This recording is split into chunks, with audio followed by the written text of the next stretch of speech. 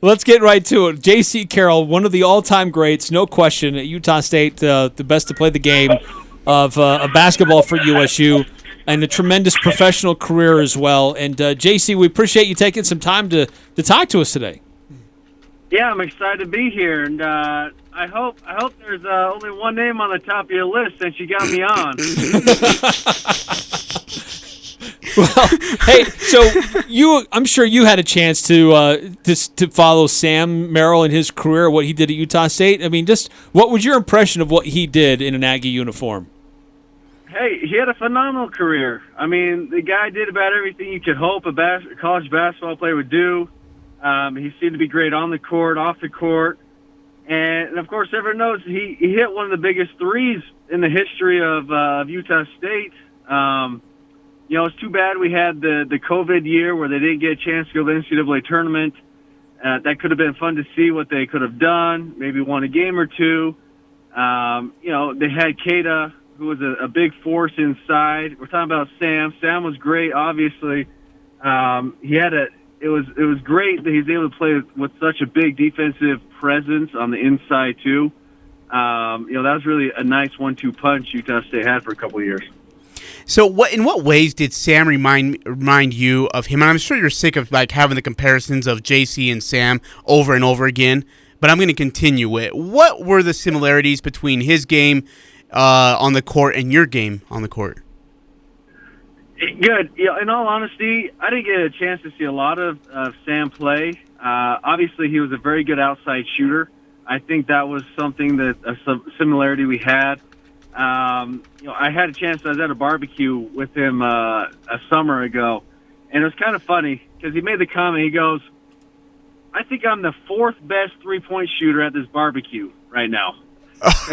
which was pretty funny. He's sitting there with me and Brian Green, and I think Tyler Newbold was there possibly, and Sam.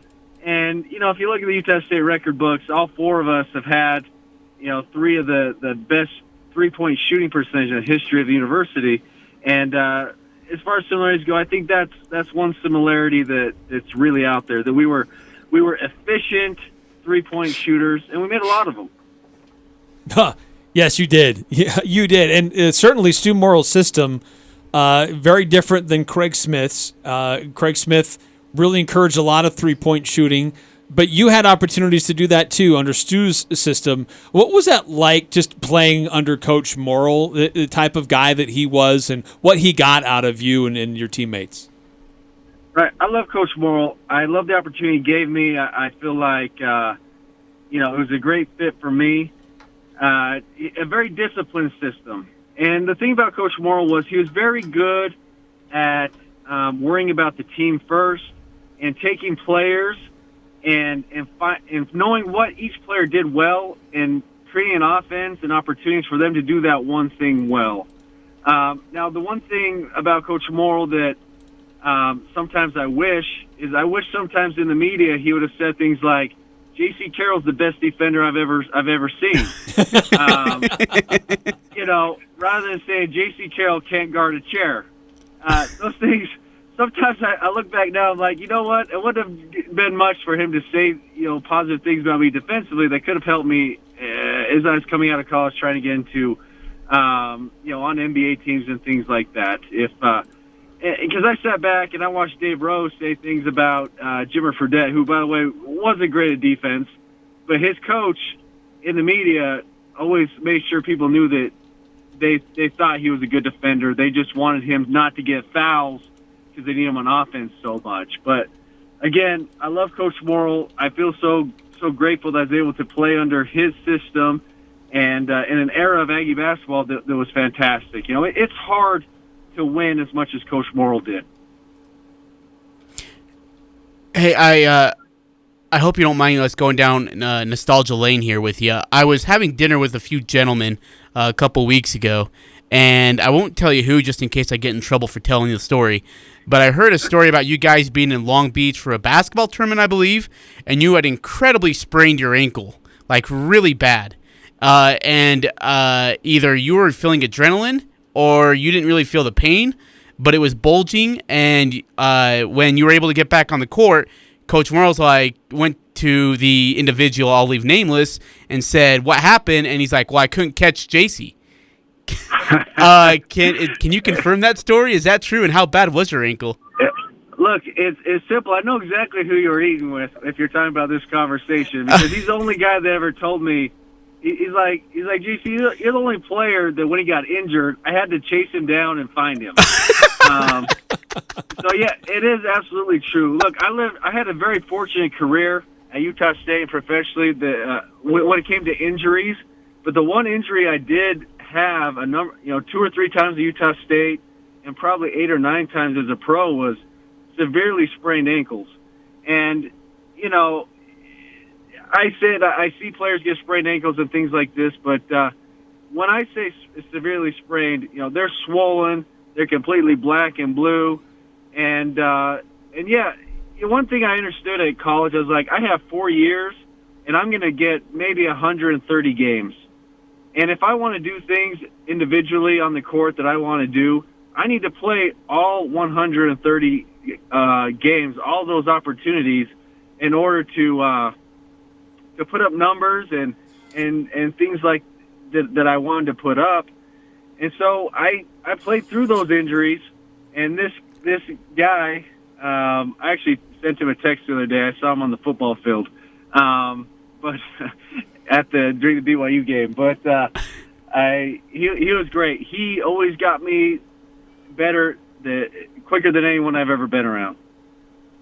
Jaycee, you alluded to you had opportunities to try to make an NBA squad. I know you had a very long, very successful professional career in Spain, but did you ever feel like that was elusive, not being able to play in the NBA, or do you feel satisfied with the professional career that you were able to accomplish? Honestly, I'm very, very satisfied with the career I had. I really don't look back, and I'm not. I never have been like, oh man, I feel so bummed that I never played on an NBA team. That's not my feeling at all. I feel very fortunate for the professional career I had, and I was probably able to play. I was able to play more basketball with the route I took. Now, as far as the NBA being elusive, look, if I would have came out after Steph Curry, I think there would have been a lot of teams just going crazy for me. Steph Curry kind of changed the game. A smaller guy that was really good at shooting three-pointers, and a lot of teams were trying to find other players like that. I came out before Steph Curry, and I was really close, and I probably could have been a little more patient. I could have gone to some vet camps with the invites I had and tried to make a roster, but I was married. I had my baby Bella on the way, and I tried to find the most stable and the best opportunities I could throughout my career to be able to take care of my family and live my dream at the same time. So, no, I don't ever feel like I was cheated by not playing in the NBA. What was your most memorable game inside the Spectrum? Most memorable game. Look, I got one is the 44-point outing against New Mexico State. Just an awesome game. Everything went in.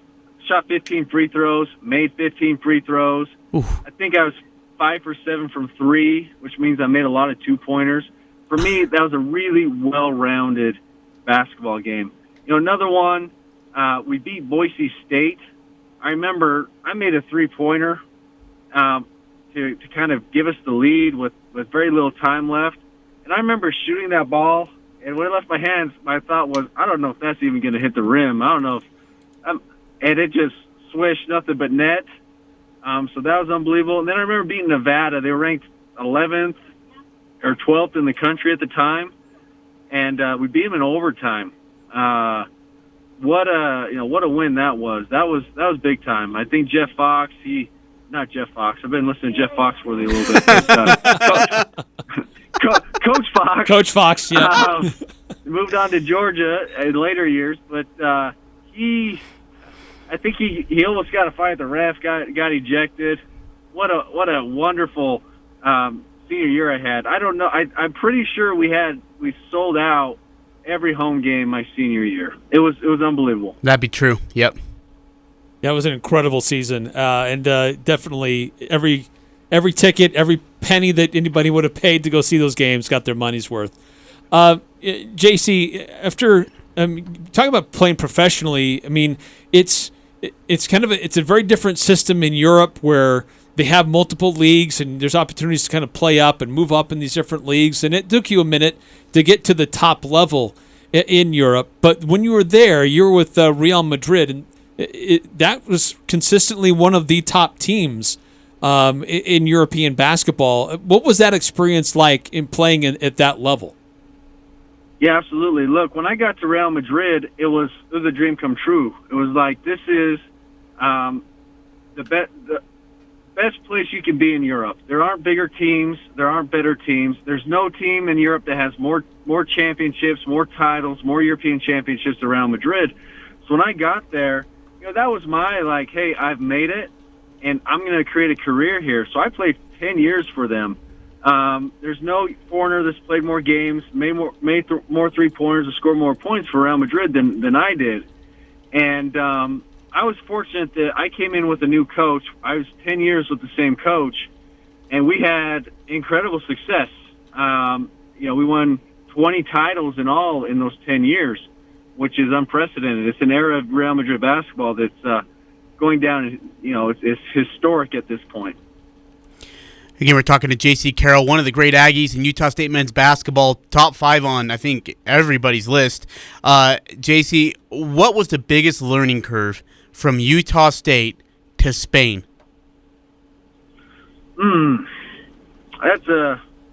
Honestly, when I got to Spain, it was comfortable for me. It's more up-tempo type of basketball. I had a coach that we wanted to get points. Actually, I take it back. My first coach, he was very kind of Coach Morales-ish a little bit, as far as he really wanted to work on defense, and defense was the most important. But the awesome thing on the other side of the ball was he just gave me the ball. And it was like, hey, go play, go get us baskets, go get us points.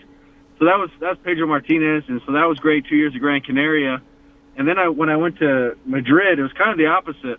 I had a coach that, for my first 7 or 8 seasons there, was, look, we're going to score 110 points. See if you can score 111 and beat us. And that was so much fun. The biggest adjustment when I first got to Europe was just the way they call traveling. They're a lot more strict on it. They don't like the direct drive. You have to do a crossover step drive, or you get called for traveling. And a lot of Americans, when they go over there, they struggle with that call. But I was able to make the adjustment in the first 3 or 4 weeks, and not really worry about it after that. Jaycee, you as you already said, you won championships. You won at the highest level, and so you saw the best talent in Europe. We've seen a lot of that talent also spend time in the NBA. How many guys are in the NBA today that you played against over in Europe? Oh, yeah, good question. Honestly, I couldn't put a number on it, but there's a whole bunch of them. The most famous one is Luka Doncic. I mean, this guy was on my team for 3 years. Oh my gosh! He was on my team from the time he was 16 years old, at the end of the bench, not playing. 3 years later, the EuroLeague MVP, and now in his 4th year with the Dallas Mavericks, is an MVP candidate every year. So he's the most famous. But Joe Ingles, I've known Joe for 15 years since I left. We trained together in Chicago. We played against each other in Europe. He was at Barcelona, then in Israel, Maccabi Tel Aviv. So, seeing the success he's had with the Jazz is a lot of fun to see how he is. The Jazz, they also signed Raul Neto a few years ago. He was on my team. Tibor Pleiss, I played against him for years. F.K. Udo, the Jazz had, I played against him. So there's honestly the Antetokounmpo younger brothers that's at Milwaukee was when Sam was there. He was in Europe. I played against him a bunch of times. The Bogdanoviches, all these guys came from my leagues. Jaycee, I'm going to remove Sam Merrill from this option. If there's one Aggie that you didn't get to play with that you would have died to play basketball with on the court, who would it be? Look, I'm going to go way back. It'd be Wayne Estes. My goodness. I would love to play with that guy. And I'm going to say Keita. Look, I had a 7'4" guy on my team for the last 4 years. The difference he makes on the court is incredible. And just having that size that Keita had in a college basketball floor, it makes it so much harder for other teams and so much easier for a player like me. So, Keita, you're saying guys I didn't play with. Obviously, I love playing with Spencer, Nate Harris, Chris Clark. My goodness, that guy set assist records. His senior year, he was so good at finding guys to score the ball. Jimmy Moore's here in town. He probably would have been a fun guy to play. Desmond Penninger's a legend, but I don't know that he would be that fun to play with. I've heard stories about him not being very good at passing. So probably not someone I would want to play with much. I tend to lean to guys that were very good at rebounding, setting screens, and passing the ball. Those are great teammates I love to play with. As long as they're feeding you the rock, then you're good. Then you're good. We get along real well.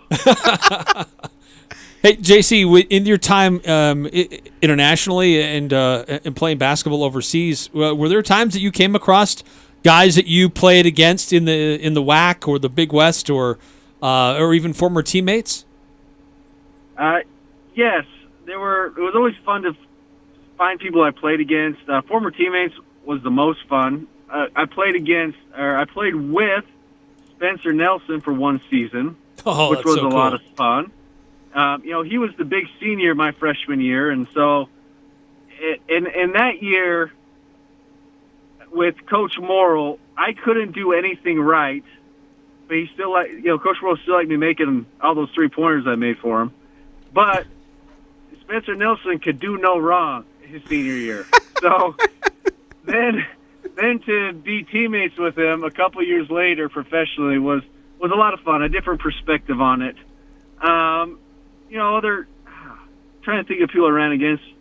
I ran into JaVale McGee as I was running around NBA stuff. Kobe Carl. Who else? Just a bunch of guys. Caleb Green played in Spain for a year or two. I ran into Spencer Butterfield once, for 2 games while we were over in Europe. So it was fun to see those people. Toughest guy you play against in college?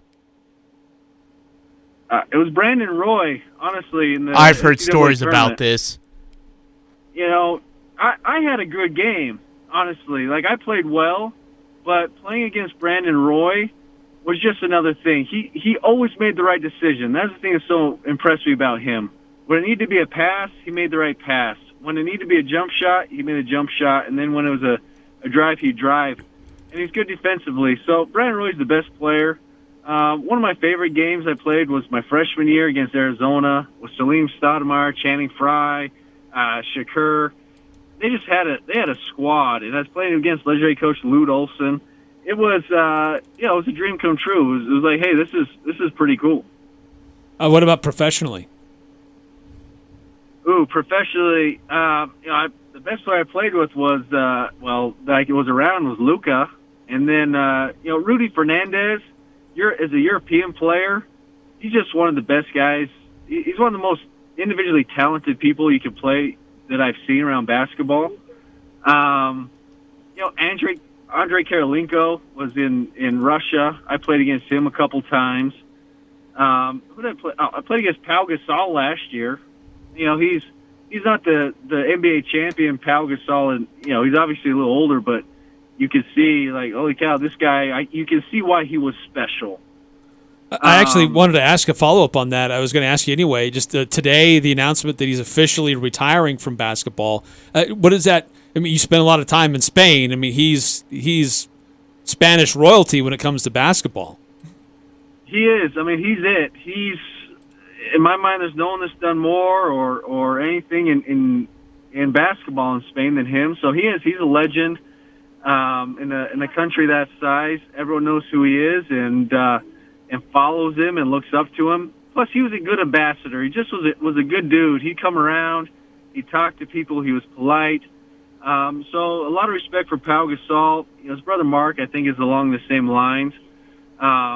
when it comes to Spanish basketball players, I played with and against the very best generation of Spanish basketball that there is, with the Juan Carlos Navarros and different players that you guys have maybe never heard of.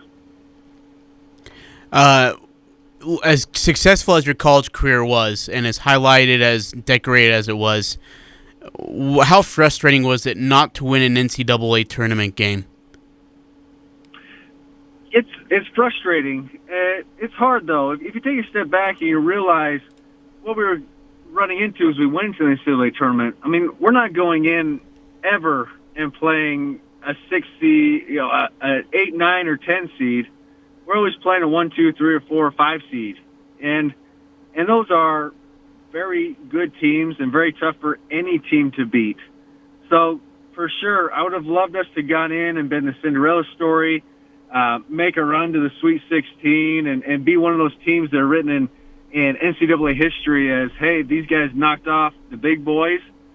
We just weren't. And I feel, I wish we could have. I feel bad for Coach Morrill. I think if he would have had, a Sweet 16 run, something like that, all of a sudden he's talked about a lot more on the national stage as, which is very deserving of how good of a coach Coach Morrill actually was. Jaycee, you've retired from professional basketball. What are you doing now, and why did you choose to make your home in Cache Valley? Yeah, honestly, Cache Valley wasn't a very difficult choice for us. We met here in college. Her family's nearby. My family's nearby. It's a college town, so you get all the fun things that come with college towns. You get businesses, you get youth, you get great athletic events, you get plays, you get culture in a small community. So it was easy to come back to Cache Valley. We love the people here. They always made us feel like we were home, like we were from here. And as far as what I'm doing now, I've got a small ranch where I raise the best beef in the world. I raise full-blood Wagyu, which is Kobe beef, which I love doing this. It makes me very happy. And I'm going to go into the financial world, and I'm going to be a financial advisor here in the next few weeks. I'll get started with that full-time. Wow. That is awesome. Actually, that is pretty awesome. Happy for you, Jaycee. Jaycee, what is your relationship with Utah State University Athletics now? I'm sure you'll be in the Utah State Athletics Hall of Fame. Do you look forward to that day? Is that something, is that something you maybe think about? Do you care about it? Look, I think about it because I'm on Instagram and Facebook, and I follow Utah State, and I saw Kevin Robinson and those guys get inducted this year, and I thought it was really cool. I think it's a great event. I think it's a wonderful accomplishment for the people that are inducted, and it's fun to be a part of something like that. So I'm aware of it. As far as Utah State athletics go, since I've been back, I've had a chance to go golfing with the athletic director and meet him. The new basketball coach, has been great. He's reached out. He's sent me videos of him watching different European basketball teams and highlights of me playing overseas, and saying this is something I think we'll put in. He's invited me up to practice and said I'm welcome anytime I want to come hang out and watch. So it's been good. I think it's important, and I think it's really cool when coaches, administrators reach out to former athletes like that and make us feel welcome at Utah State as if we were still players. Well, Jaycee, it's awesome to have you in the area. Tremendous success. Certainly, you were a great ambassador for Utah State and represented the university well, and your tremendous success professionally, and fun to have you back in the area again. And thank you for spending some time with us today and reminiscing on some of those past games and performances, even if they were some of them a little more harder to relive. As Ajay asked you about disappointing games. I just wanted to know. Why you ask a guy about losses? I mean, that's tough. Because he has so many medals. He's just fine. There you go. Well, yeah, it's been fun. Look, bring me back on. Let's talk some more Aggie sports. We can talk Wagyu beef. Bring you a sample, a small sample, because it's very valuable. Yeah, that's expensive And, stuff. And I don't want to just give the whole cow away. But, That's right. but we can hang out and talk about some stuff. We can do a live show from my ranch and Oh my hang gosh. out and all kinds of stuff. So I'd love to come down to studio. Sorry, I'm running around with my boy today. And hey, Jagger, say hello. Say hello. No, he doesn't want to. But Hi, Jagger. Hi, Jagger. So yeah, this has been fun. I'd love to chat anytime. Let's do it again, Jaycee. Thank you so much for your time. Okay, thanks. Thanks, JC. JC, you leave that door open about having us do a live show at your place. Yeah, and we'll that's just not a walk right joke. through We're it. taking you up on that. I hope you know that. It's a sincere offer. I think it would be fun. All right, we'll see if we can arrange that sometime. But hey, thanks so much for your time. We do sincerely appreciate it, and have a good rest of your You're week. the best, Jaycee. Thanks. Great. Thanks, guys.